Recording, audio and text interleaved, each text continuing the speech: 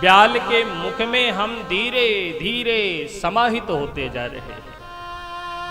पर विडंबना यह है कि प्रतिक्षण प्रतिपल हमारी मृत्यु हो रही है, पर हम अपनी ममता को बटोरे बैठे हैं। गोस्वामी श्री तुलसीदास जी लिखते हैं कि रि ममता तू न गए मेरे मन से, रि ममता तू न गए मेरे मन से, ममता तू न गई मेरे मन। और अच्छी बात,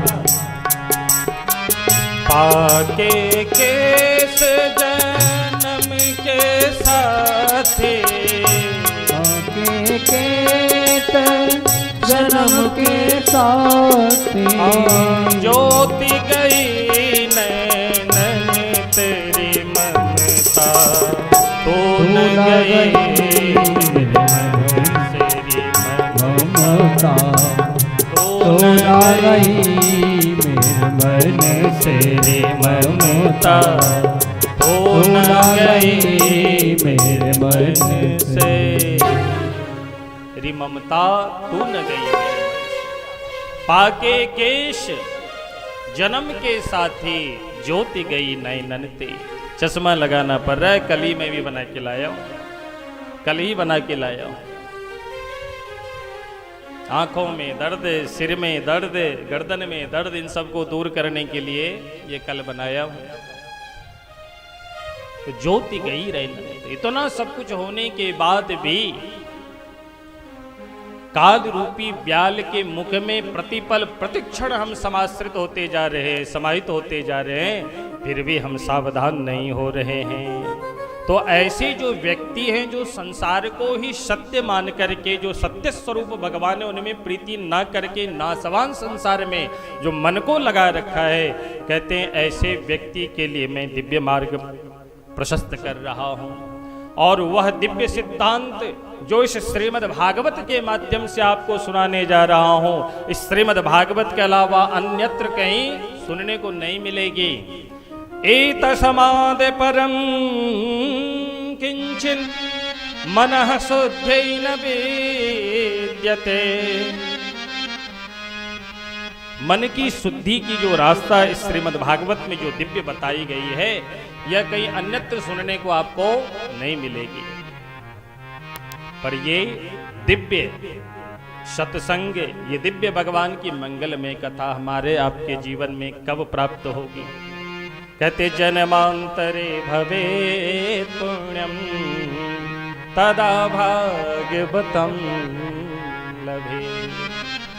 जब जन्म जन्मांतरों के, युग युगांतरों के, कल्प कल्पांतरों के पुण्य पुंज उदित होते हैं, और वह पुण्य भी कोई हमारी माला घुमाने से जो पुण्य, उस पुण्य का प्रभाव नहीं, को भी यज्ञ आदि तपस्या आदि कर रहे उस पुण्य का प्रभाव नहीं। फिर कहते हैं किसी जन्म में, या इस जन्म में हो या किसी अन्यत्र जन्म में, मैंने किसी सिद्ध तपोनिष्ठ जिनकी बुद्धि भगवान में ही रची पची है, ऐसे संतों की हमने चाहे भूल बसात हो चाहे जानबूझ करके वो हमने सेवा करी, और वो हमारी सेवा से वो प्रसन्न होकर के, संतुष्ट होकर के उन्होंने जो आशीष प्रदान किया, उन्हीं का फलस्वरूप हम श्रीमद् भागवत जैसे दिव्य कथा रस का पान कर रहे हैं, वह भी श्री अवध धाम में। प्रेम से बोलिए जय श्री राम। जय श्री राम। एतस्माद् परं किंचिन मनः शुद्धेन विद्यते जन्मांतरे भवेत् पुण्यम तदा भागवतम लभेत्। कई जन्मों के जब पुण्य पुंज उदित होते हैं, तब कहीं जाकर के श्रीमद् भागवत की कथा गाथा हमें श्रवण करने को मिलती है। और इस कथा श्रवण करने में हमारी बहन जी जो मंजू बहन है ना, ये एकदम से पगली बनी रहती है। इन्हें तो परिवार वाले भी नकारने लगे हैं कि जब देखो तब कथा, जब देखो तब भागवत कथा।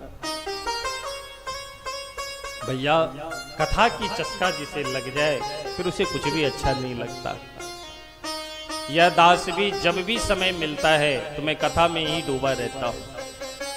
जब कथा होती तो कथा कहता हूँ, खूब अध्ययन चिंतन मनन करता हूँ। जब कथा हो जाती है तो जो अच्छे अच्छे सत्पुरुष हैं उनकी कथा खूब श्रवण करता हूँ, और जो बहुत अच्छी बातें लगती है तो मैं लिखता हूँ। मेरे पास एक कापी नहीं, न जाने कितनी कापियां पड़ी है। तो जिन्हें ये चस्का लग जाती है, फिर भागवत और रामायण के अलावा या भगवत लीला के अलावा उसे कुछ और नहीं दिखता।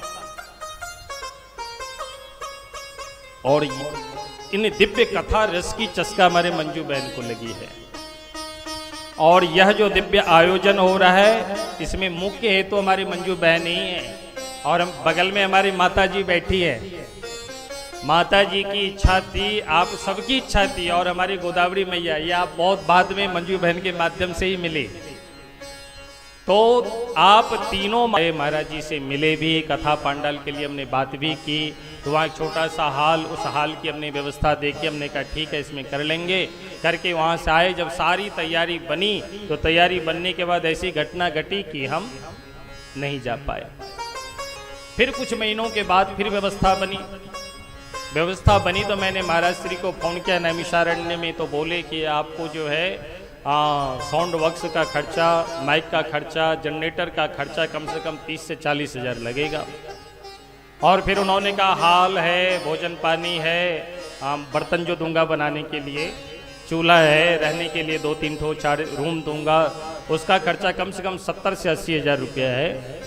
और एक हेलोजन अगर आप लगवाओगे तो उसका अलग खर्चा पड़ेगा।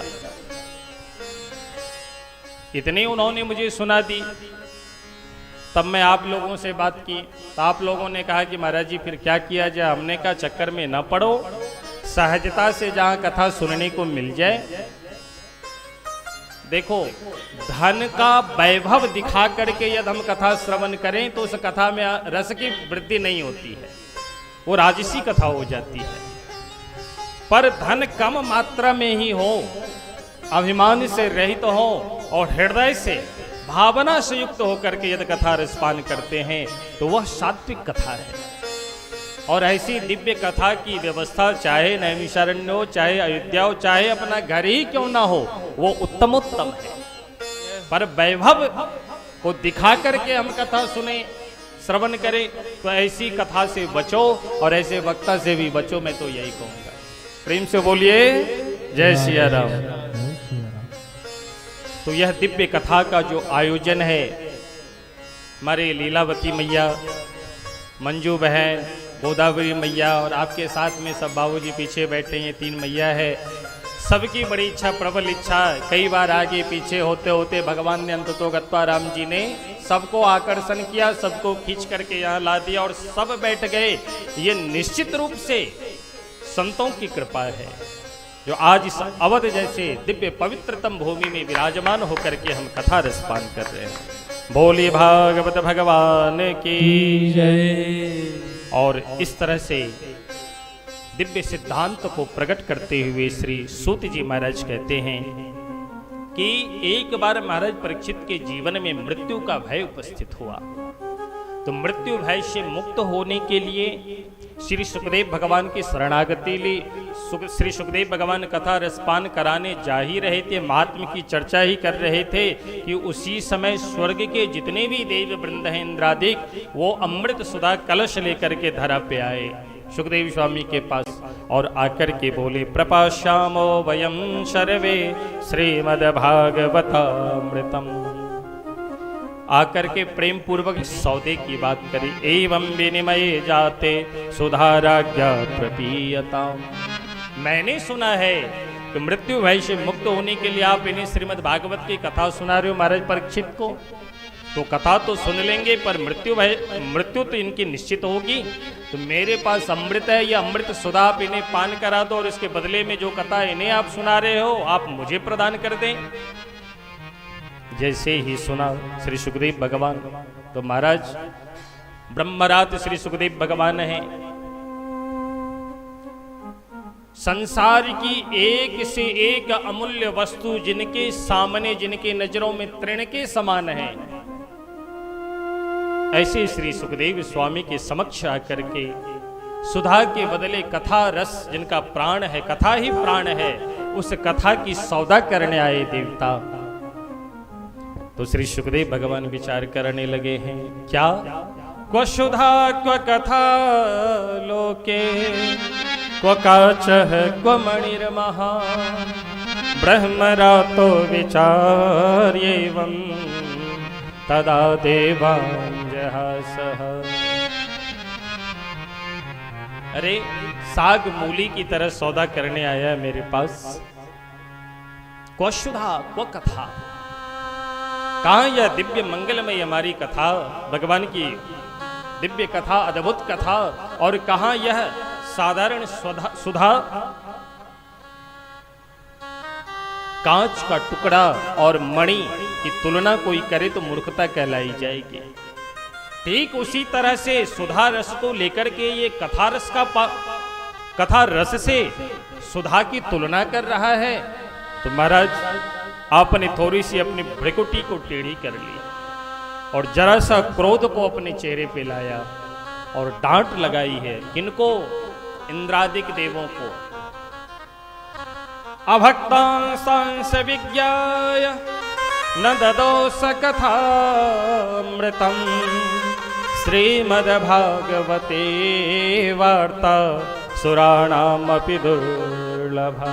अभक्तांस विज्ञाय, रे देवताओं, तुम श्रद्धावनत होकर के कथा रसपान करने आते तो मैं प्रेम पूर्वक तुम्हें कथा रसपान कराता, पर तुम सौदागर बनकर के मेरे पास आए, इसलिए तुम्हारे अंदर वो पात्रता नहीं, तुम इस लायक नहीं कि मैं तुम्हें कथा प्रदान करूं। और अब विचार करिए, जो वक्ता सौदा करके जाते इतना डाल लूंगा तब मैं कथा सुनाऊंगा, या जो श्रोता श्रवण करने से पहले वक्ता से बात करते महाराज कितना लाख आप लोगे, आपकी व्यवस्था में कितनी खर्चा आती है, इस तरह से सौदा करके जाते हैं, तो बताओ श्री सुखदेव स्वामी के हृदय पे क्या गुजरता होगा। श्री सुखदेव स्वामी उन वक्ताओं के लिए क्या सोचते होंगे।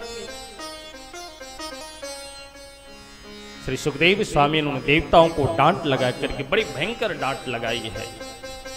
और देवताओं जैसे श्री सुखदेव भगवान क्रोध में आए, गुस्साए, तो भयभीत होकर के इंद्रादिक देव वहां से प्रस्थान करेंगे, क्योंकि जानते हैं कि सुखदेव स्वामी कोई साधारण नहीं है।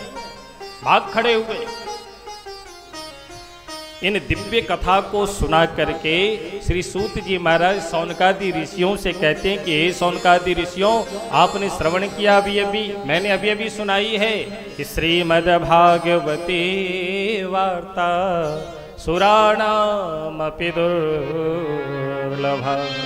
यह श्रीमद् भागवत की मंगलमय जो कथा है यह देवताओं के लिए भी दुर्लभ है। और वह दुर्लभ कथा श्री राघवेंद्र सरकार की महती कृपा से, श्री महाराज जी की महती कृपा से आज इनकी कुटिया में विराजमान होकर के हम आप दिव्य जो देवताओं के लिए भी दुर्लभ कथा है वह दुर्लभ कथा भी सुलभ हो रहा है। बोले भागवत भगवान की जय। सौनक जी बड़े प्रसन्न हुए। श्री सूत जी कहते हैं महाराज परीक्षित को संपूर्ण श्रीमद् भागवत की कथा सुनाई तो आश्चर्य हुआ।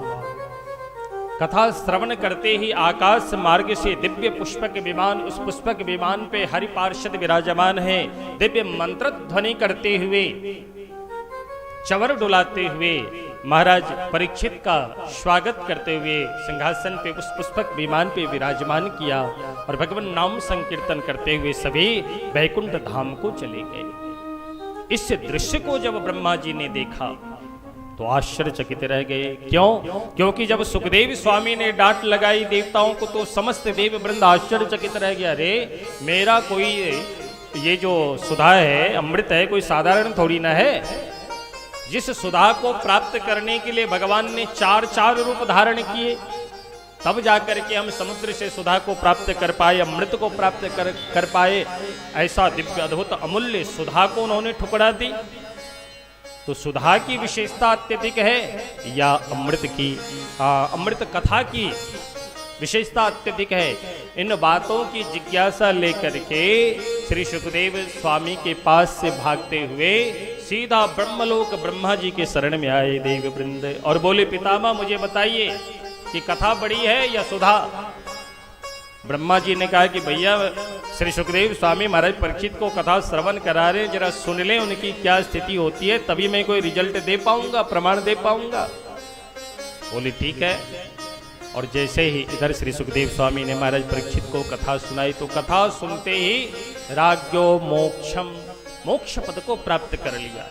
तो ब्रह्मा जी ने देखा, वीक्ष्य, कौन? पुराधाता, धाता ब्रह्मा जी जो उन्होंने जब देखा राजा के मोक्ष को तो देखते ही विस्मिता, आश्चर्यचकित रह गया। अरे इस भागवत की ये विशेषता, विश्वास नहीं होता है।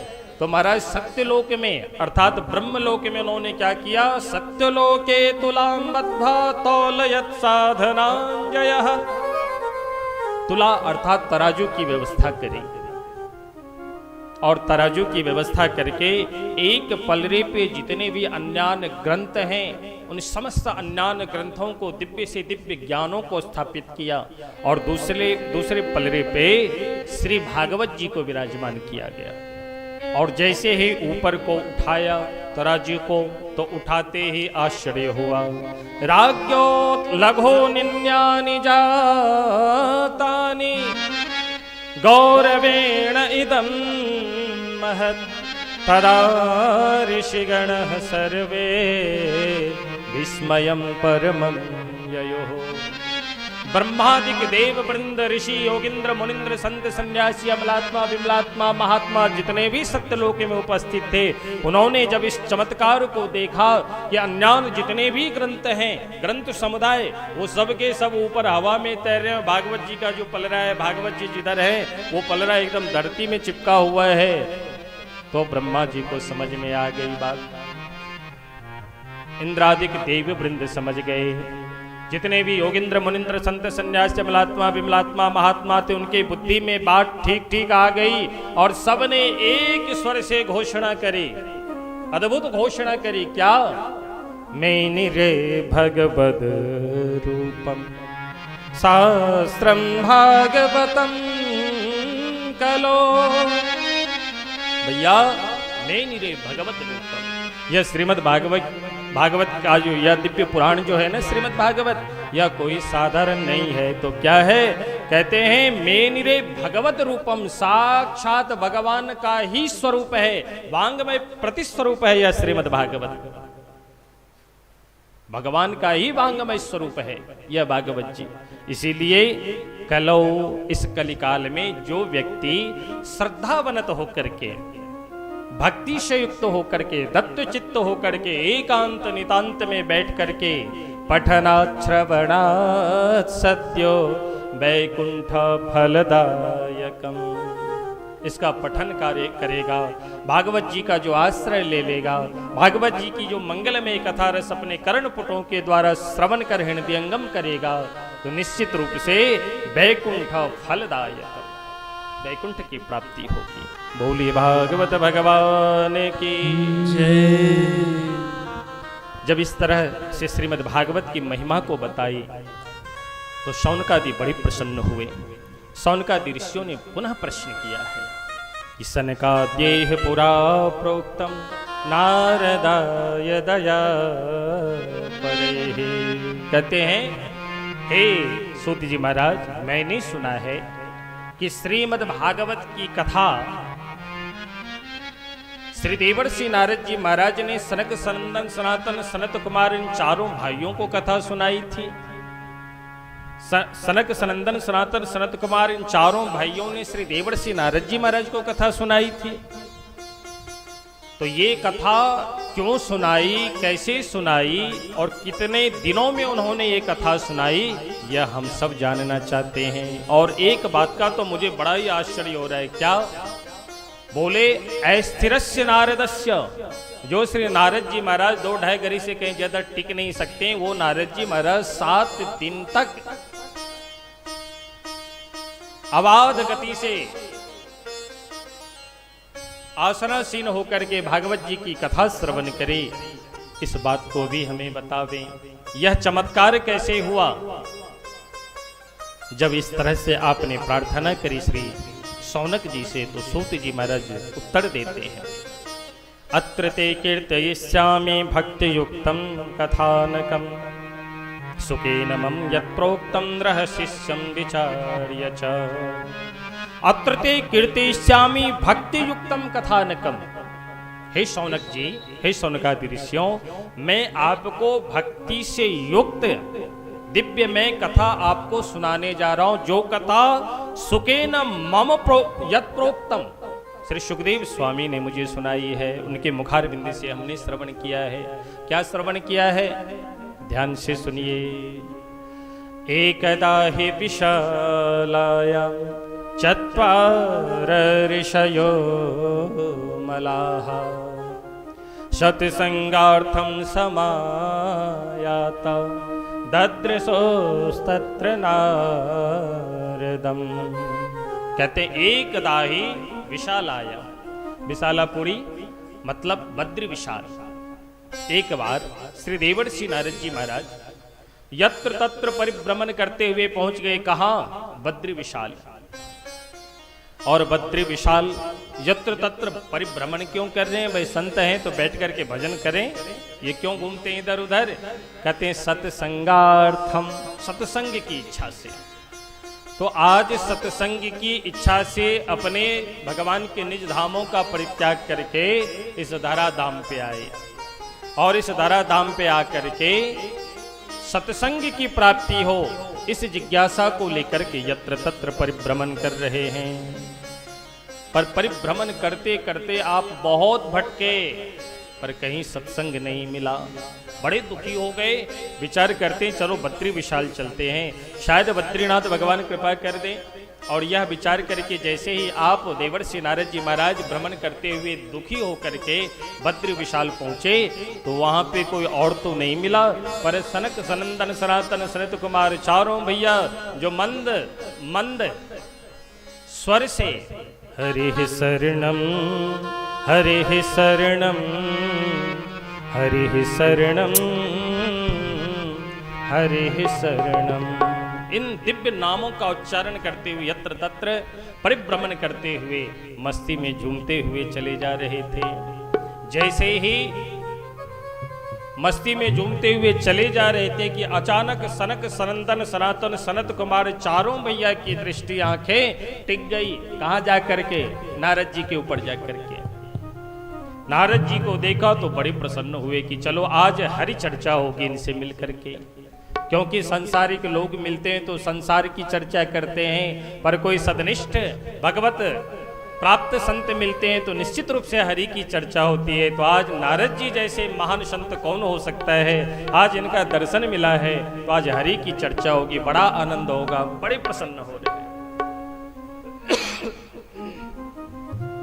पर जैसे ही अपने छोटी छोटी चरणों से कुछ आगे बढ़े तो आपने देखा नारद जी को, और जब स्पष्ट रूप से समीप आकर के नारद जी को देखा तो नारद जी का मुखारविंद लटका हुआ नजर आया, मुख कमल उदास।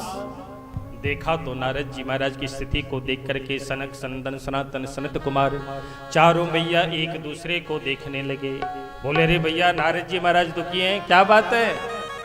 नारद जी से प्रश्न किया, कथम ब्रह्मण दीन मुखः कुतश्चिन्तातुरो भवान् त्वरितं गम्यते कुत्र कुतश्चागमनं तव।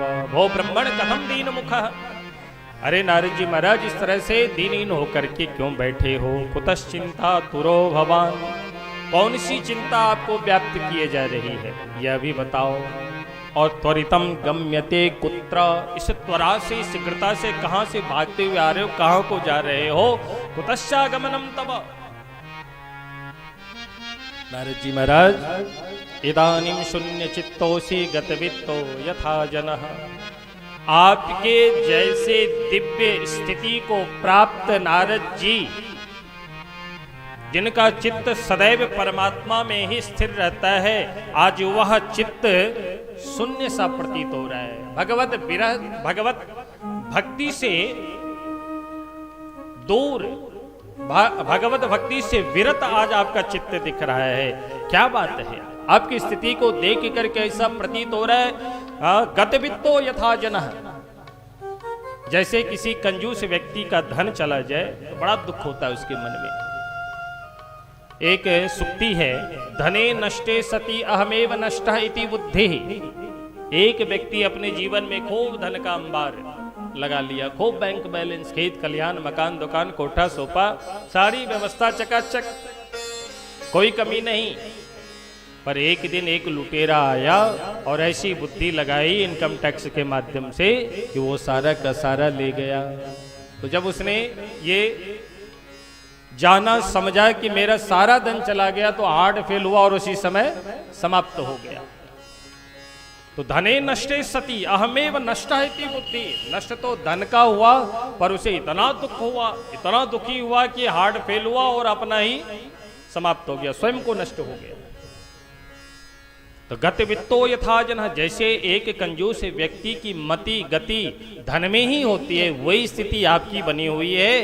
हे नारद जी महाराज, आप तो मुक्त संग महात्मा हो, इसलिए नोचितम वद कारणम, आप जैसे मुक्त संग महात्मा को इस तरह से दुखी रहना उचित नहीं है। वद कारणम, कारण क्या है यह विस्तार से मुझसे कहो।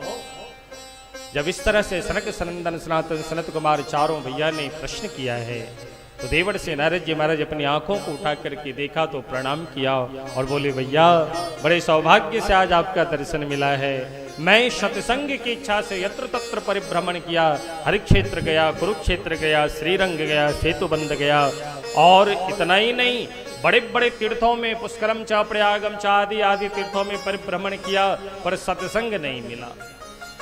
मैं दुखी होकर के विचार करने लगा कि मैं अब क्या करूं, कहां जाऊं। क्यों? क्योंकि संसार में कहीं भी सत्य संभाषण करने वाला व्यक्ति हमें नजर नहीं आया। सत्यम नास्ति तपः शौचम दया दानम न विद्यते। ना ही सत्य संभाषण करते हैं, ना ही उनके अंदर तप करने की क्षमता है, ना ही पवित्रता उनके अंदर है, ना ही दया की भावना उनके अंदर है, और ना ही दान देने में वो प्रवृत्त है। ऐसे दिव्य गुणों से वंचित मैंने जब धरा के प्राणियों को देखा तो उदरम भरिणो जीवा वराकाह कूट भाषिण। उदर पूर्ति के लिए मुझे झूठ बोलना पड़े, बेईमानी करना पड़े, किसी को ठगना पड़े, लेस मात्र विचार नहीं करते हैं।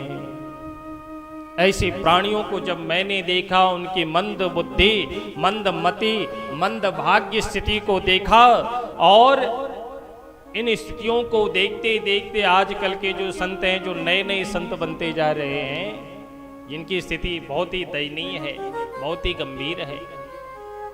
जब महाराज श्री थे हम लोगों के समक्ष, हमारे गुरुजी हैं, और हमारे गुरुजी के बगल में भी जो श्री गुरुजी हैं, वह भी अपने आप में अद्भुत हैं, परम पूज्य श्री रामानंद दास जी महाराज, और हमारे परम पूज्य आराध्य देव डॉक्टर श्री अभिराम दास जी महाराज। ऐसे संतों की सन्निधि इस बालक को प्राप्त हुआ है। और सर्वप्रथम जब मैं बिहार से इस धरा पे श्री अवध धाम को आया, भगवत कृपा से संतों का संग करके जब इस धरा धाम पे आया, तो बैकुंठा, जो बैकुंठ धाम को प्राप्त कर गए हैं, साकेत वास हो चुके हैं, ऐसे परम दयालु श्री प्रभाकर दास जी महाराज, जो हमारे गांव के से ही थे, उनकी सन्निधि में रह करके कुछ व्याकरण का हमने अध्ययन चिंतन मनन किया। उनकी भी बड़ी दया रही इस दास के ऊपर। तो एक संत नहीं, जैसे इस धरा को लालन पालन करने में ब्रह्मा विष्णु महेश हैं। महाराज श्री चरणों में प्रणाम। आइए महाराज जी विराजमान होइए। जैसे संपूर्ण पृथ्वी को लालन पालन सृजन करने में ब्रह्मा विष्णु महेश के रूप में स्थित है, ठीक उसी तरह से दास को भी लालन पालन और दिव्य संस्कार देने में ब्रह्मा विष्णु महेश के रूप में एक एक संत ने, अपितु तीन तीन संत इस जीवन में मिला है भगवत कृपा से। और अभी भी बहुत दुर्गुण है, दुर्गुण का गुण खान हूं मैं निश्चित रूप से। मैं तो कभी कभी महाराज श्री हैं और चौथे में महाराज श्री मिले हैं, दिल इनसे लग गई है। एक कहावत है, दिल लगी गदही से तो पड़ी क्या चीज है। ये व्यासपीठ से बोलना उचित नहीं है। तो सभी जगह मैं हूं, तीन तीन संतों की अद्भुत कृपा है, पर दिल इनसे लगी है, महाराज से विराजमान है। और आपकी बड़ी कृपा है, सहज सरल स्वभाव। कभी कभी तो मैं ऊट पटांग जानबूझ के बोलूंगा महाराज जी अब क्या होगा, क्योंकि गृहस्थ जीवन से मैं भी हूँ, कैसे चलेगी गाड़ी।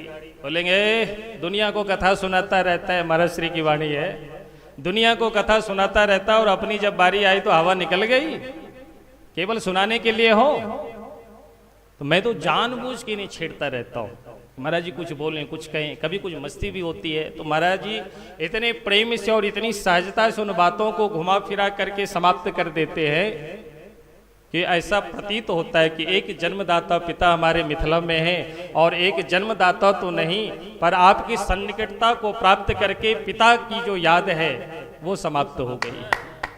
ऐसा संरक्षण आपने हमें प्रदान किया है, तो निश्चित रूप से मेरा सौभाग्य नहीं परम सौभाग्य है।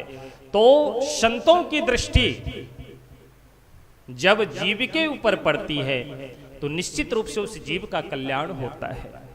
और आज श्री देवर्षि नारद जी महाराज की दृष्टि समस्त इस जगत में जो प्राणी हैं, जो कलि कलुषित से युक्त हैं, कलि रूपी कीचड़ में जो सदैव डूबे हुए हैं, उन प्राणियों के ऊपर जब दृष्टि गई तो आप बड़े करुणाद्र हो गए, हृदय आर्द्र हो गया, दुखी हो गए। और दुखी होकर के श्री नारद जी महाराज कहते मैंने यत्र तत्र भ्रमण किया, संतों के पास गया, गृहस्थों के यहाँ गया, पर कहीं भी ना तो वैष्णवता दिखी और ना ही सदनिष्ठ संत हमें दिखाई पड़े, कहीं भी सत्संग की प्राप्ति नहीं हुई। और इतना ही नहीं, तरुणी प्रभुता गेहे श्यालको बुद्धिदायक आदि आदि आश्रमा यौवने रुद्धा तीर्थानि सरितस्तथा आदि बहुत अच्छी अच्छी बातें हैं। न योगी नैव सिद्धो वा न ज्ञानी सप्रियो नरः कलिदावा नले नाद्य साधनम भस्मताम गतः। इस कली रूपी दावाग्नि ने ऐसा प्रचंड रूप लिया है कि जितने भी सत्कर्म हैं वो सारे सत्कर्म धीरे धीरे सने सने लुप्त प्राय हो रहे हैं। इस कली रूपी दावाग्नि में वो सारे के सारे जलते हुए नजर आ रहे हैं। इस तरह से हे सनकादि ऋषियों, एवं पश्यन् कलेर्दोषान् पर्यटन नवनीमः, जब कली कलुषित इन प्राणियों को दुखी देखा तो मेरा हृदय आर्द्र हो गया, मैं दुखी हो गया। और दुखी होकर के यत्र तत्र परिभ्रमण करते मैंने विचार किया कि चलो जहां पर प्राणाधार सर्वेश्वर भगवान श्री कृष्ण नंद नंदन श्याम सुंदर अनेकों भक्तों के साथ उन गोप प्रजांगनाओं के साथ अनेकों लीला करी है, जहां पे कल कल निनाद करती हुई कालिंदी यमुना की पवित्र धारा प्रवाहित हो रही है, यदि उस यमुना की पवित्र वृंदावन में मैं जाऊं, यमुना की पवित्र तट पे मैं जाऊं, तो निश्चित रूप से मन को शांति मिलेगी। और ऐसा विचार करके श्री देवर्षि नारद जी महाराज कहते हैं मैंने अपनी वीणा को संभाल ली और नाम संकीर्तन करते हुए चल पड़े। श्रीमन नारायण नारायण नारायण श्रीमन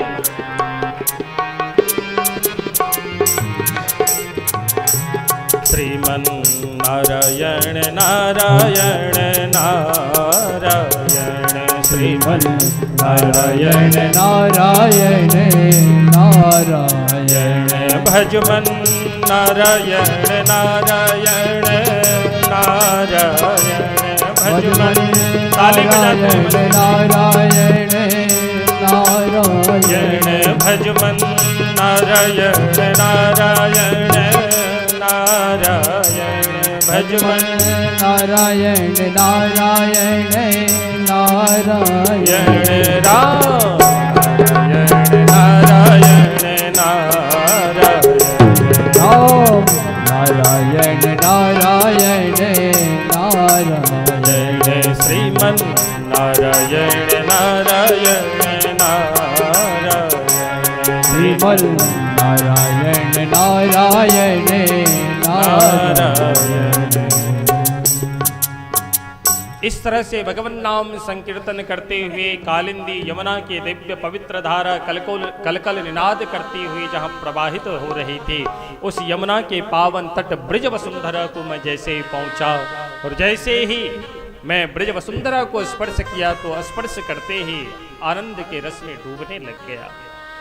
रोम रोम पुलकित हो उठे और मस्ती में झूमते हुए चले ही जा रहे थे कि अचानक हमने एक बड़ा ही विचित्र और विलक्षण दृश्य को देखा। सनकादि ऋषियों ने कहा कि नारद जी महाराज ऐसा आपने क्या देखा? बोले भैया क्या बताऊं, जब से देखा तब से हृदय दुखी हो गया, तब से मन अशांत हो गया। सनकादि ऋषियों ने कहा कि भैया मुझे भी कुछ बताओगे कि आपने क्या देखा? तो नारद जी महाराज कहते हैं कि तत्राश्चर्यं मया दृष्टं श्रूयतां तन्मुनीश्वराः एका तु तरुणी तत्र निषण्णा खिन्नमानसाः।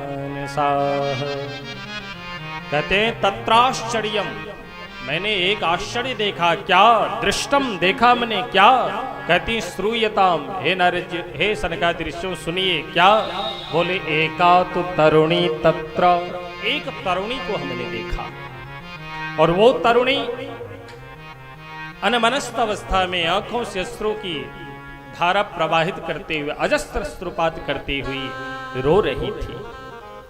और उस तरुणी के सामने मैंने देखा कि दो वृद्धा अचेतन अवस्था में सोया पड़ा है। वृद्धो द्वौ पतितो पार्श्वे निश्वसन्तावचेतनो शुश्रूषन्ति प्रबोधन्ति रुदति च तयोः पुरः।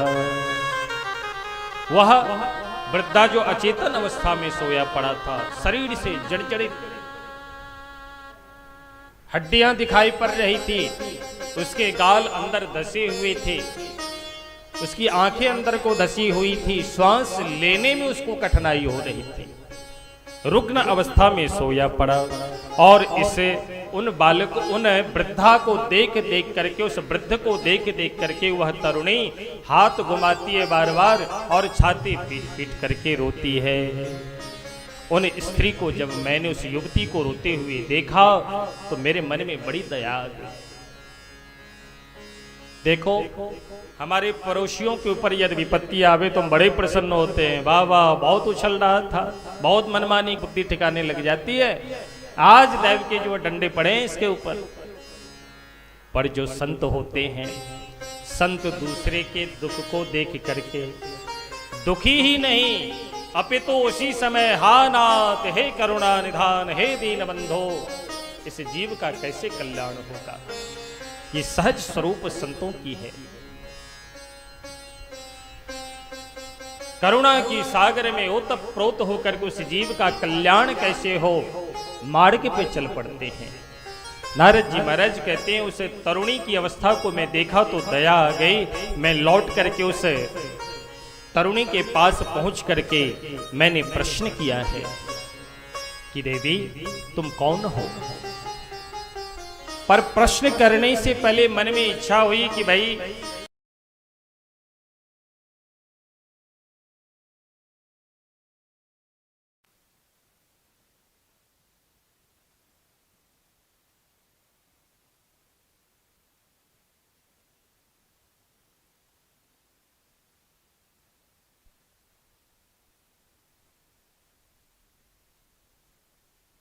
कई साधना की, पर उसने अपने आचरण को नहीं छोड़ा। तो हम लोग भी फंस जाते हैं, फिर तो हम लोग दूर भागते हैं, भगवान अब दूर ही रखो इस व्यक्ति से, पर इसका कल्याण कैसे हो, कृपा करो, कोई मार्ग इसके जीवन में प्रशस्त करो। तो नारद जी भी विचार करने लगे कि इसका दुख दूर करते करते कहीं मैं ही न फंस जाऊं। ऐसा विचार करके नारद जी महाराज पुनः लौट गए।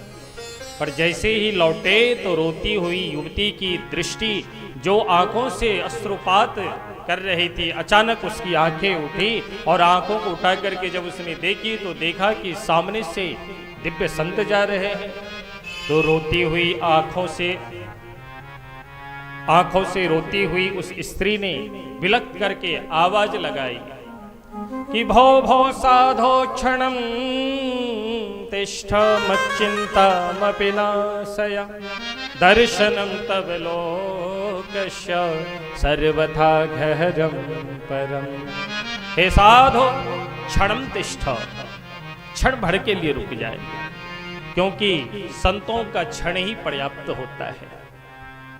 कहते हैं अपने जीवन में जिसने अन्न का कण बटोरना समझ लिया, या अन्न के कण को जिसने महत्व समझ लिया, और संतों के क्षण का जिसने सदुपयोग करना सीख लिया, वह न तो कभी भूखा मर सकता है और निश्चित रूप से वह अपने जीवन में भगवत प्राप्ति कर सकता है। तो संतों के क्षण का कैसे हम उपयोग करें, इसमें भी कुशलता होनी चाहिए। आजकल हम आप जाते हैं तो बाबा व्यापार चल रहा है पर घाटा ही घाटा है, कृपा कर दो, एक माला घुमा दो, हमारे ऊपर वरद हस्त रख दो, व्यापार चले जाए चकाचक। इसीलिए इसी हेतु से जाते हैं, या फिर बेटा बेटी नहीं हो रहा है तो जाते हैं। तो संसार की वस्तु की इच्छा रख करके इस कामना से संतों का क्षण हम बर्बाद करते हैं। पर जो दिव्य जीव होते हैं, जो दिव्य प्राणी होते हैं, वह दिव्य प्रश्न करते हैं। यह तरुणी ने, इस तरुणी ने अपने क्षण को बर्बाद नहीं किया। कहते हैं क्षणम तिष्ठ, हे महात्मन क्षण भर के लिए रुक जाए। क्षण भर के लिए क्यों रुक जाए? क्योंकि मैं जानता हूं आप जैसा समर्थ संत जिनके जीवन में प्राप्त हो जाए तो मत चिंता, निश्चित रूप से उसकी चिंता समाप्त हो जाती है। आप क्षण भर के लिए रुक जाएं, रुक करके मत चिंता मपिनाशय, मेरी चिंता को निवारण करके जाए। और इतना ही नहीं, दर्शनम तब लोकस्य, आप जैसे संतों का दर्शन करने मात्र से सर्वथा अगहरम परम, अग मतलब पाप, सारे पाप नष्ट प्राय हो जाते हैं। और आज मेरा परम सौभाग्य है कि यदा भाग्यम भवेत् भूरे भवतो दर्शनम तदा, आज मेरा परम सौभाग्य है, मैं उन भाग्यों पे बलिहार जाऊं जो आप जैसे संतों का मुझे दर्शन मिला है।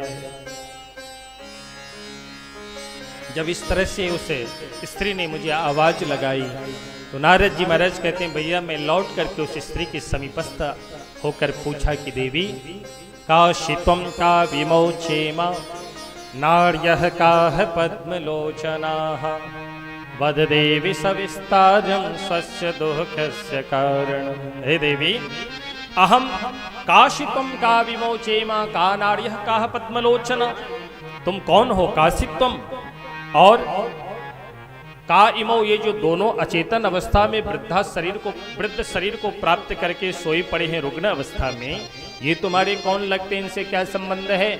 और नार्यः काह पद्मलोचना, ये समस्त पद्मलोचनी स्त्रियां, कमल नेत्रों वाली स्त्रियां जो अनेकों आभूषणों से सुसज्जित होकर के आपकी सेवा में उपस्थित है, ये सब कौन है? वद देवी सविस्तारम स्वस्य दुःखस्य कारणम, तुम्हारे दुख का कारण क्या है? विस्तार पूर्वक हमसे कहो। जब ऐसा आपने प्रश्न किया तो रोती हुई उस भक्ति ने उत्तर दिया कि अहम भक्ति रीति ख्याता इमो में तनयो मतो ज्ञान वैराग्य नामानो काल योगे न जरो। कहते हैं अहम भक्ति, हे भगवान, हे महात्मन, मेरा नाम भक्ति है। और इस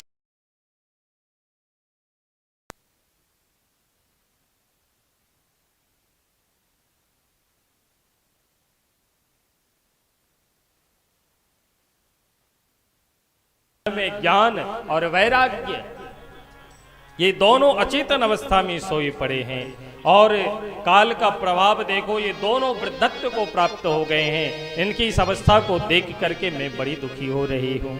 भगवान, मेरी सेवा करने के लिए जितनी भी स्त्रियां, ये कोई साधारण नहीं है। कौन है? कहते गंगाद्याः सरितश्चेमा मत्सेवार्थम समागताः। ये गंगा, यमुना, सरस्वती, नर्मदा, कावेरी, सरयू, महेंद्र, तनया, चरमन्वती, क्षिप्रा, वेत्रवती, महानदी, सुरनदी, ख्याता, गंडकी आदि समस्त देव नदियां मूर्तिमंत रूप होकर के मेरी सेवा में उपस्थित है। कोई पंखा झेल रही है, कोई पसीना पोंछ रही है, कोई शरीर का पांव का संवाहन कर रही है, फिर भी मेरा दुख दूर नहीं हो रहा है।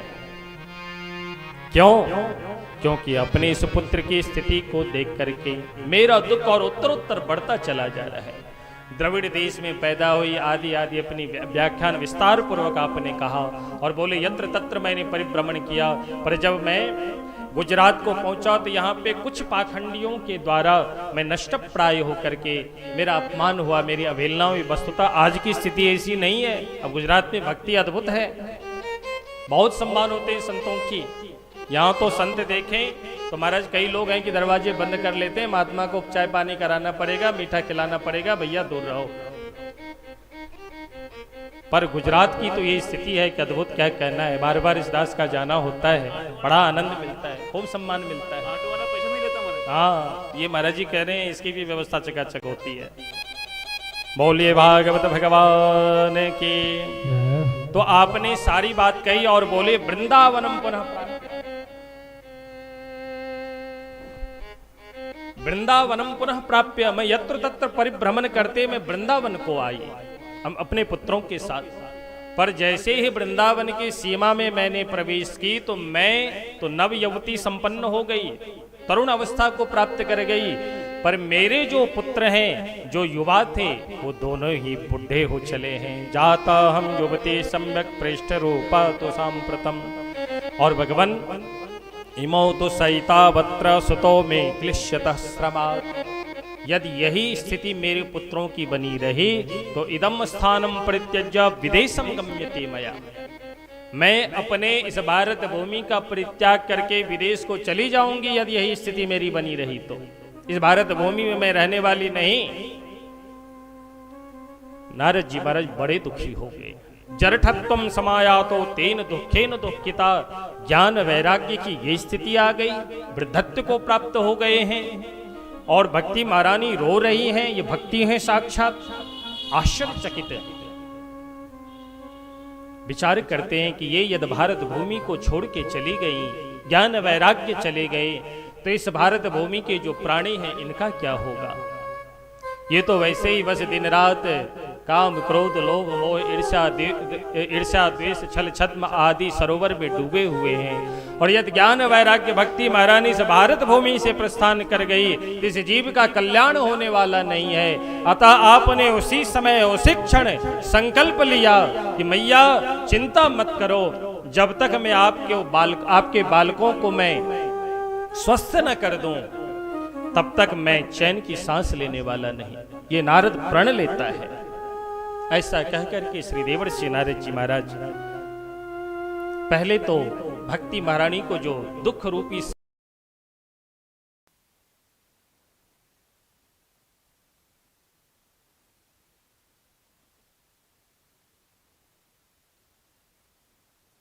आवश्यकता नहीं है। आप भक्ति महारानी हैं और भगवान के प्रिय हैं। आपके वशीभूत होकर के भगवान यत्र तत्र बंदर की बात ही नाचते रहते हैं और आप ऐसे दुखी हो जाओगी, ये अच्छी बात नहीं है। श्री भक्ति महारानी ने कहा कि महात्मन हे नारद जी महाराज, मैं क्या करूं, आप ही मुझे बताओ कि इस दुख रूपी सागर से कैसे पार हुआ जाए। श्री देवर्षि नारद जी महाराज उपाय बताते हैं कि श्री कृष्ण चरणाम भोजम स्मरणम दुख गमिष्यति। भगवान श्री कृष्ण के चरण कमलों का स्मरण करो, तुम्हारे सारे दुख दूर हो जाएंगे। एक संत ने क्या अच्छी बात कही, भगवान के चरण कैसे हैं। मन रे परस हरि के चरण। बहुत अच्छी बात है, ध्यान से सुनिएगा और यदि शब्द समझ में आए तो आप लोग भी मेरे साथ बोलिएगा। मैं तो नित्य बताऊं भगवान है। जब मैं नित्य शालिग्राम भगवान की सेवा करता हूं, शालिग्राम भगवान मेरे सामने उपस्थित हैं, तो स्नान करा करके दिव्य चंदन से सामने हाथों में लेकर के और चांदी की सलाखा से इनके दिव्य नेत्र को बनाता हूँ, चंदन करता हूँ और चंदन करते करते बस शालिग्राम भगवान से यही प्रार्थना करता हूँ। क्या? मन रे रस हरि के चरण, मन रे परस हरि के चरण मन रे परस हरि के चरण मन रे परस हरि के चरण। भगवान के चरण कैसे हैं? शोभग शीतल कमल कोमल सुमग शीतल समग कोमल शोभग शीतल कमल कोमल सुमग शीतल कमल कोमल त्रिविध ज्वाला हरण मन रे परस हरि के चरण मन रे परस हरि के चरण मन रे परस हरि के चरण मन रे परस हरि के चरण। जिन चरण ध्रुव अटल कीन्हे जिन चरण ध्रुव अटल कीनी जिन चरण ध्रुव अटल कीन्हे जिन चरण ध्रुव अटल दीनी राख अपने शरण मन रे परस हरि के चरण मन रे परस हरि के चरण मन रे परस हरि के प्रेम चरण पूर्वक ताली बजाते हुए भगवान के चरणास्पृत होकर परस हरि के चरण।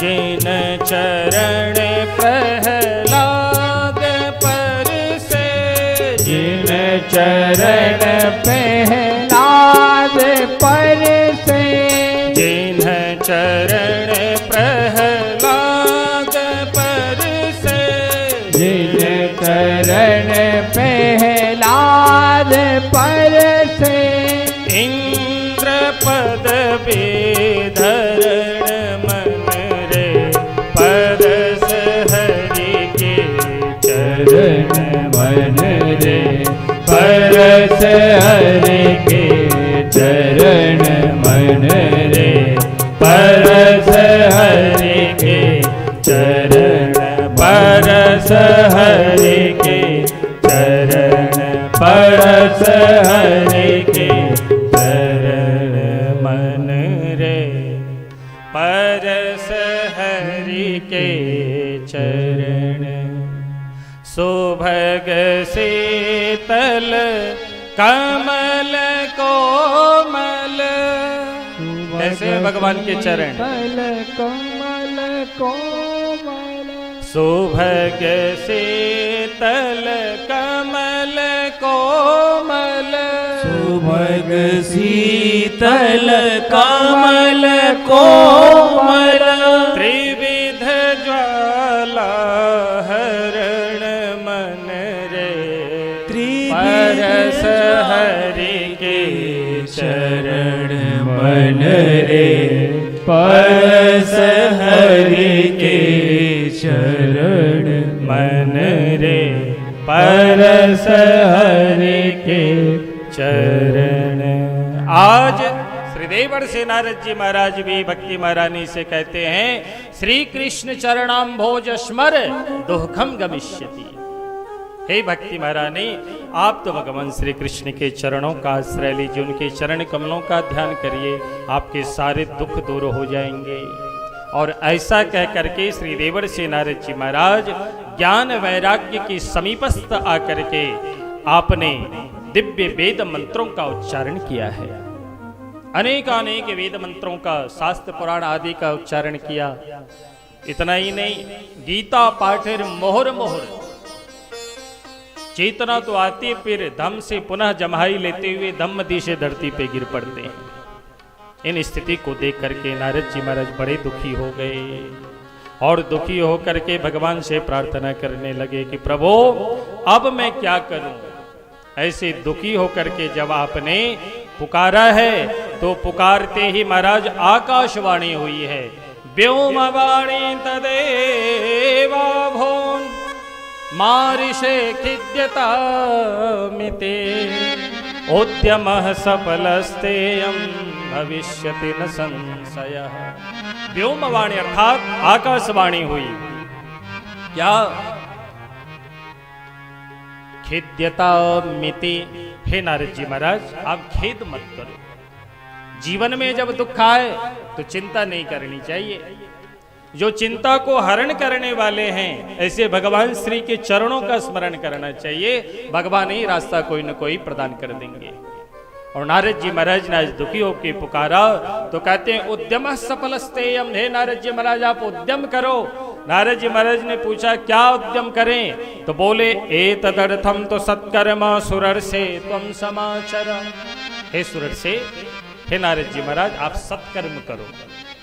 नारद जी महाराज बोले सरकार, तो ये जो मैंने सत्कर्म किया, अभी तक मैंने वेद वेदांत आदि का जो मैं जय घोष किया, उनके कानों में मैं मंत्र प्रदान किया, गीता पाठेर मोहर मोहर आदि जो हमने करी, क्या ये सत्कर्म नहीं? और यदि ये सत्कर्म नहीं है तो सत्कर्म किसे कहते हैं, यह विस्तार से बताने की कृपा करें।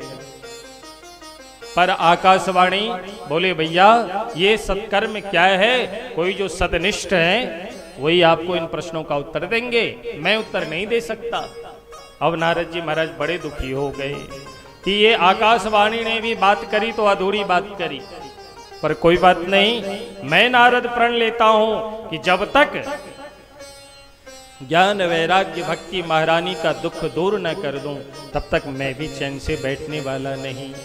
आज श्री देवर्षि नारद जी महाराज कहते हैं भैया मैं रोते रोते परिभ्रमण करते करते सत्कर्म किसे कहते इन बातों की खोज में यत्र तत्र हमने परिभ्रमण करी। बड़े बड़े ऋषि महात्मा के पास पहुंचे, हुआ भी मैं मौन चल रहा हूँ, मौन व्रत चल रहा है मेरा, या बहाना लेकर के हमसे कन्नी काट गए। बड़े बड़े विद्वान भी हमें देखते हैं तो राह बदल देते हैं। ऐसी हमारी स्थिति होगी। मुंह की भूता तथा नेस्तु कियंतस्तु पलायता, सभी पलायन कर जाते हैं। मैं दुखी होकर के सोचा कि बद्री विशाल में जहाँ भगवान का नित्य निवास होता है, शायद मेरे इन प्रश्नों का उत्तर मिल जाए। और भगवान की ऐसी कृपा हुई कि आप मुझे मिल गए। और आप कोई साधारण नहीं है। सदा वैकुंठ निलया हरि कीर्तन तत्परा। आप सदैव वैकुंठाधिपति लीला, वैकुंठाधिपति की जो मंगलमयी लीला है उन लीलाओं को अपने मुखारविंद से गान करते रहते हैं। आपकी जीवा सदैव हरिश शरणम इस नाम का उच्चारण करती रहती है।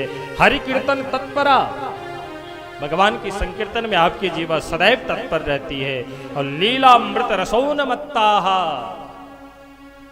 लीलामृत का स्मरण करके लीलामृत पान करके आप उन्मत्त हो जाते हैं। और आपका जीवन ही कथा मात्र के जीवन है, जिनका जीवन ही कथा है। ऐसे हे प्रभु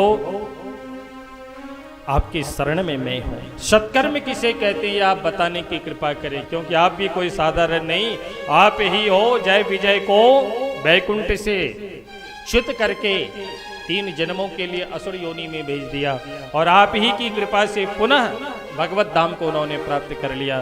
तो ऐसे समर्थवान महात्मा हमारे समक्ष हैं। और सत्कर्म क्या है, मुझे इस प्रश्नों का उत्तर न मिले ये हो नहीं सकता है।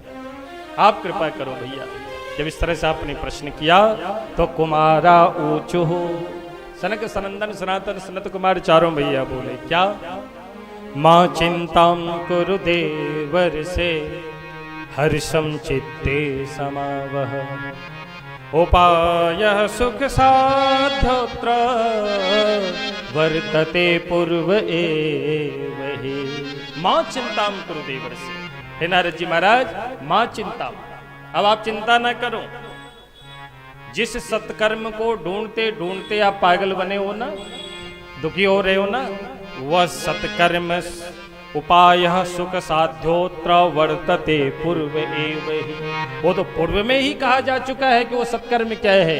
जैसे ही सुना महाराज, नारद जी महाराज तो खुशी के मारे उछल पड़े, साष्टांग चरणों में प्रणाम किया, बोले भैया जल्दी से बताओ, इस खुशी में कहीं हार्ट ना फेल हो जाए, क्या है वो सत्कर्म। तो नारद जी महाराज को दिव्य सत्कर्म का ज्ञान प्रदान कर रहे हैं। कौन? श्री सनकादि ऋषि। सत्कर्म सूचको नूनम ज्ञान यज्ञ स्मृतो बुधैः। बुधजन जिसे सत्कर्म कहते हैं, सुनो क्या है वो सत्कर्म। श्रीमद् भागवतालापः सौतु गीतः शुकादिभिः। वह सत्कर्म कोई और नहीं, श्रीमद् भागवतालापः, जो श्री सुखदेव स्वामी ने अपने मुखारविंद से चरण किया है, संभाषण किया है, वह श्रीमद् भागवत की मंगलमय कथा गाथा ही सत्कर्म है। और यदि सत्कर्म को आपने किया तो निश्चित रूप से ज्ञान वैराग्य भक्ति महारानी इन तीनों का कल्याण हो जाएगा। नारद जी महाराज बड़े विचित्र। नारद जी महाराज के मन में जिज्ञासा जगी कि भगवान, मैंने इतने वेद वेदांत आदि का पाठ किया, सब कुछ किया, उनसे जब कल्याण नहीं हुआ तो भागवत जी को सुनाने से कल्याण होगा, उनकी मुक्ति हो जाएगी या वो स्वस्थ हो जाएंगे। हमें विश्वास नहीं हो रहा है, मुझे कोई प्रमाण चाहिए। और बड़े विनम्र होकर के बोले, छिंदन्तु संशयम हीनम भवन्तो मोघ दर्शना। आपका दर्शन अमोघ दर्शन है। आप जैसे दिव्य महापुरुषों का दर्शन करने के बाद कुछ भी उसके जीवन में शेष नहीं रह जाता है, तो आप जैसे दिव्य संतों का अमोघ दर्शन करने के बाद मैं दुखी रह पाऊं, मेरा संशय बना रहे, यह अच्छी बात नहीं है। इसीलिए विलंबो नात्र कर्तव्यः शरणागत वत्सलः। मैं शरणागत हूं आपको, हे शरणागत वत्सल, अब विलंब ना कीजिए और शीघ्रता बताइए कि श्रीमद् भागवत की क्या विशेषता है और इससे कल्याण हो ही जाएगा। ऐसा कोई सुंदर मार्ग प्रशस्त करिए, ऐसा कोई दिव्य आख्यान हमसे कहिए। जब ऐसी बात कही तो आपने बहुत तरह से समझाने का प्रयत्न किया। इक्षोणाम मध्यांतम शर्करा व्याप्रतिष्ठति पृथक भूता तथा मिष्टा आदि आदि अनेकों उदाहरण दिया। जो फल, जैसे आजकल हम लोग खूब आम चूस चूस के खा रहे हैं, बड़ा आनंद आ रहा है, पर वो आम सीजन समाप्त होने के बाद कहे जो रस फल में मिल रहा था वही फल प्रेम वृक्ष में जो है हम मुंह लगाते हैं, शायद वो रस मिल जाए। तो यदि अपने दांतों से आपने वृक्ष के ऊपर प्रहार किया तो सारी बत्ती से निकल करके हाथों में आ जाएगी। जिस चीनी के माध्यम से अनेकों मिठाइयों का हम निर्माण कर लेते हैं, इस चीनी की उत्पत्ति कहाँ से? तो गन्ने से। तो भैया क्या इतना बवाल पालना, गन्ने का रस निचोड़ो मिठाई में डाल दो, हो गई निर्माण मिठाई की। तो क्या ये सहज है, बन सकता है क्या? नहीं मिलेगा। आदि आदि अनेकों उदाहरण दिया। यहाँ पे कई लोग हैं जो इन कथाओं को बारंबार श्रवण कर चुके हैं, तो मैं विशेष में ना जाकर के कुछ आगे बढ़ना चाहता हूँ शीघ्रता से। और इस तरह से भागवत की विशेषता को बताते हुए कहते हैं, श्रीमद् भागवतम श्राव्यम शोक दुख विनाशनम। यदि इस श्रीमद् भागवत की कथा को आपने सुनाई और ज्ञान वैराग्य भक्ति महारानी ने श्रवण कर लिया तो निश्चित रूप से शोक दुख विनाशनम, वो शोक रूपी दुख में जो डूबे हुए सारे दुख सारे शोक दूर हो जाएंगे, इसमें संशय नहीं है। और इस तरह से जब कहा तो नारद जी महाराज बड़े प्रसन्न हुए और हाथ जोड़ के कहते हैं कि भाग्योदयेन बहुजन्म समर्जितेन शतसंगमं चलवते पुरुषो यदा वै अज्ञान हेतु कृत मोह मदांधकार नाशम विधाय हि तदोदयते विवेकः। आप जैसे संतों का दर्शन भी यूं ही नहीं मिलता, कई जन्मों के जब पुण्य पुंज उदित होते हैं तब आप जैसे संतों का दर्शन मिलता है। मेरा परम सौभाग्य है। चरणों में प्रणाम किया है और फिर आपने प्रार्थना किया कि अब आप ही बताइए स्थल कहाँ कथा हो, ऐसे कोई दिव्य धारा बताइए। और निवेदन करना चाहता हूँ कि आप ही के माध्यम से यह कथा शुभारंभ हो, आप ही कृपा करें। तो महाराज हरिद्वार, चाहे हरिद्वार आदि जो गंगा का पावन तट है, उस तट में जाकर के कथा हो और वहीं पर ज्ञान वैराग्य भक्ति महारानी का आह्वान किया जाए और प्रेम पूर्वक उन्हें कथा सुनाई जाए तो निश्चित रूप से उनका कल्याण होगा। और यही हुआ। आगे आगे नारद जी महाराज, पीछे पीछे सनक सनंदन सनातन सनत कुमार, चारों भैया हरिद्वार गंगा के पावन तट पे विराजमान होकर के दिव्य नव बालुकम को व्यासपीठ में निर्माण किया और वहाँ पर दिव्य जितने भी श्रोता समुदाय थे महाराज, बड़े बड़े श्रोता समुदाय आए हैं। और कौन कौन आए इन बातों को विस्तार से कल बैठते में विस्तार पूर्वक कहूँगा, बड़ा आनंद आएगा। तो मैं 7:30 होने को हैं, महाराज जी का आदेश था कि 7 बजे तक ही कथा होनी है, क्योंकि 7 बजे ठाकुर जी की आरती होती है प्रभु की, तो उनके समय को लेना अच्छी बात नहीं। वैसे उन्हीं की लीला चल रही है। नाम रूप लीला धाम परात्परम एतत् चतुष्टयम नित्यम सच्चिदानंद विग्रहम। तो सच्चिदानंद विग्रह स्वरूप जो है आज से लेकर के 7 दिन तक उन्हीं का नाम, उन्हीं की लीला, उन्हीं का धाम में रहना हो रहा है, और उन्हीं की लीला श्रवण करेंगे, उन्हीं की सेवा पूजन अर्चन बंदन। पर मैं निवेदन करूं आप सभी माताओं से, आप लोग सबसे पहली बात कम बोलें, मितभाषी बने। जितना कम बोलेंगे उतनी निंदा एक दूसरे की कम होगी, क्योंकि मैं यहाँ से 2 मंजिल ऊपर हूँ, मैं वहाँ तक आप लोगों की आवाज़ जाती है। अन्यथा न लें, बहुत धीरे से बोलें, आराम से बोलें। हो सके तो एक जगह न बैठें, एक जगह जैसे ही बैठेंगे तो प्रपंच होगा, हट जाइए। और ये आलप्य लाभ जो 7 दिन का जो अवधवास मिला है हम लोगों के लिए, यह साधारण नहीं है। कहीं एकांत नितांत होकर के बैठ जाइए और भगवान का भजन करिए खूब। प्रभु कृपा करो, 7 दिन मिला तो 7 दिन अपने जीवन को भगवान के प्रति समर्पित कर दो, अपने तन की भी सुधि ना रहे, ऐसी अवस्था में आप आ जाओ। और इसी के साथ मैं अपनी वाणी को विराम, आप सभी महापुरुषों के चरणों में सत सत प्रणाम नमन। जितने भी वैष्णव हैं उन्हें भी प्रणाम, सबको सादर जय सिया राम, जय श्री राधे। और इसी के साथ अपनी वाणी को विराम। श्री सनक सनंदन सनातन सनत कुमार चारों भैया व्यासपीठ पे विराजमान हैं। कथा शुभारंभ हो चुकी है, नारद जी महाराज विराजमान है, ज्ञान वैराग्य भी उपस्थित हो गए, भक्ति महारानी भी आ गई हैं, और कौन कौन कैसे कैसे श्रोता आए हैं ये मैं बाद में बताऊंगा। पर कथा का प्रभाव ऐसा हुआ कि कथा को श्रवण करते ही जो ज्ञान वैराग्य वृद्धावस्था में थे, वो ज्ञान वैराग्य नव यौवन संपन्न हो गए। भक्ति महारानी एकदम तरुणावस्था को प्राप्त हो गई, और महाराज आपस में मिलकर के सब प्रेम पूर्वक लौकिक कीर्तन नहीं, अलौकिक नाम संकीर्तन हुआ। तो किस तरह से अलौकिक नाम संकीर्तन हुआ, अभी हमारे संगीतकार के माध्यम से मुखारविंद से श्रवण करें। मीठी मीठी ताली बजाते हुए हम लोग नाम 2 क्षण के लिए संकीर्तन करें, और आचार्य जी से निवेदन करूंगा आरती की तैयारी करें।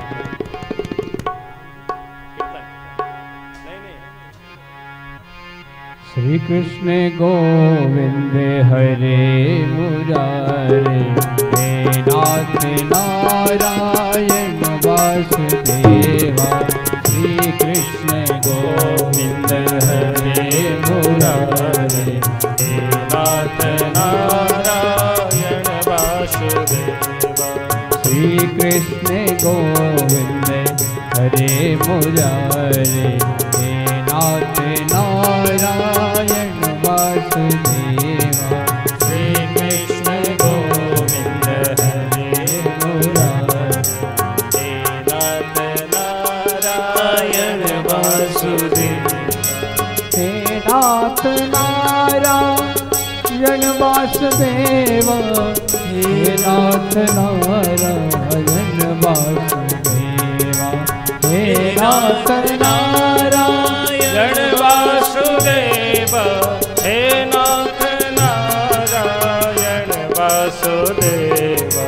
श्री कृष्ण गोविंद हरे मुरारे, हे नाथ नारायण वासुदेवा। श्री कृष्ण गोविंद हरे मुरारे, हे नाथ नारायण वासुदेवा। हे नाथ नारायण वासुदेवा, हे नाथ नारायण वासुदेवा। हे नाथ नारायण वासुदेवा, हे नाथ नारायण वासुदेवा।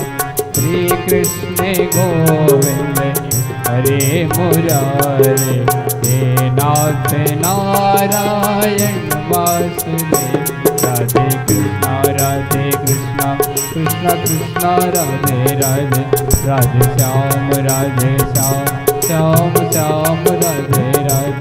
राधे कृष्णा कृष्ण कृष्ण राधे राधे, राधे श्याम राधे श्याम श्याम राधे राधे कृष्णा कृष्णा कृष्णा राधे राधे राधे श्याम श्याम श्याम राधे राधे सीताराम सीताराम सीताराम राम राम राजा राम राजा राम राजा राम राम राम सीताराम सीताराम सीताराम राम राम राजा राम राजा राम राजा राम राम राम श्री कृष्ण गोविंद हरे मुरारे हे नाथ नारायण वासुदेव श्री कृष्ण गोविंद हरे मुरारे